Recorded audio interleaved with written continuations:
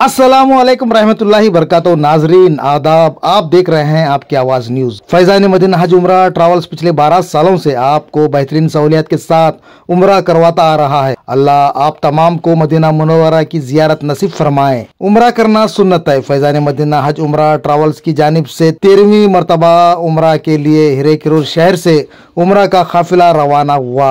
अल्हम्दुलिल्लाह हाफिज निजामुद्दीन साहब ने जब से शहर हिरेकिरूर में इमामत की खिदमत के साथ साथ उम्रा करवाने की भी सबसे पहले शहर के बुजुर्ग हजरत और नौजवानों को लेकर हिरेकिरूर से अजमेर शरीफ की जियारत से फैजान मदीना उम्रा ट्रैवल्स का आगाज किया था। अब ये दारुल उलूम फैजान मदीना की खिदमत के साथ साथ 13वीं मरतबा यहाँ के उम्रा के काफिले के साथ हाफिज निजामुद्दीन साहब और मौलाना अमजद साहब के साथ मिलकर हिरेकिरूर रेठेली और दीगर इजला अफराद उम्रा के लिए रवाना हुए हैं।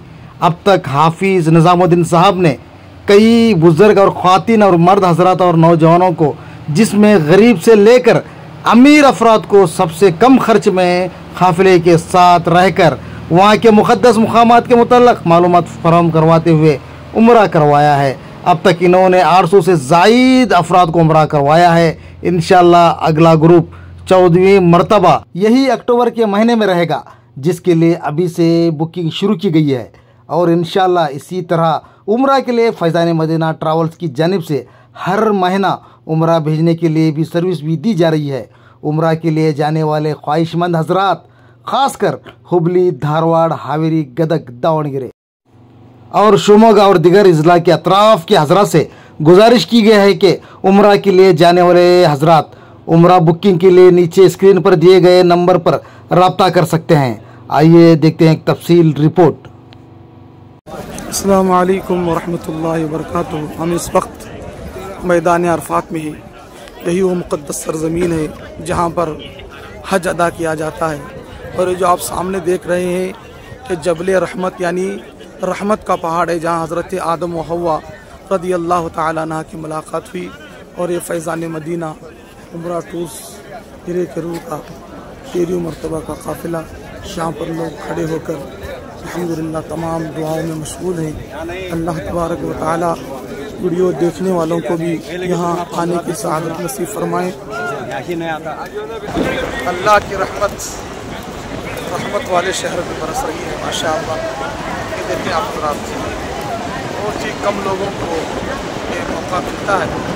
अल्लाह तबारक व तआला ने पहाड़ सबसे पहला पहाड़ जो अल्लाह तबारक व तआला ने दुनिया में पैदा फरमाया, उस पहाड़ का नाम है पहला पहाड़। वो पहाड़ कौन सा है? सामने वाला पहला वाला पहाड़ है। अभी छोटा है, ये पहले बहुत बड़ा था। धीरे धीरे आहिस्ता आहिस्ता ये पहाड़ अभी छोटा हो गया। लोग इसके काम चालू करें, चंद सालों के बाद यहाँ भी ऊपर बड़ी बड़ी बिल्डिंग बन जाती है, देखने को मिलता नहीं। और उसके अलावा दूसरी चीज़ ये है कि सरकार दो आलम सल्लल्लाहु अलैहि वसल्लम जो मक्का मुकर्रमा में नबुव्वत का ऐलान फरमाए, तो सरकार से सवाल करने के लिए एक शख्स आया, हबीब यमनी नाम का। उसने अर्ज़ की कि अगर आप अल्लाह के नबी हैं तो कोई मौजज़ा दिखाइए। तो सरकार दो आलम सल्लल्लाहु अलैहि वसल्लम ने पूछा कि क्या देखना चाहते हैं? वो आगे देखा, पीछे देखा, दाएं देखा, बाएं देखा, आसमान की तरफ देखा, ज़मीन की तरफ देखा। चारों तरफ देखने के बाद एक बात समझ में आई कि चलो एक ही बात पूछ लो। कहा कि ये जो आसमान में चाँद है उसके 2 टुकड़े करके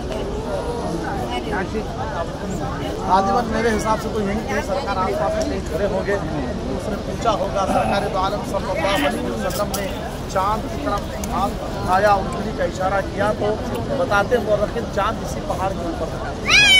सरकार ने हाथ का ऐसे उंगली का इशारा किया तो चाँद 2 टुकड़े हो गए। इस पर शायद ने फरमाया शब्द खबर का मुझे आप कुर्बान जाइए, उंगली भी काम कर गई तलवार की तरह।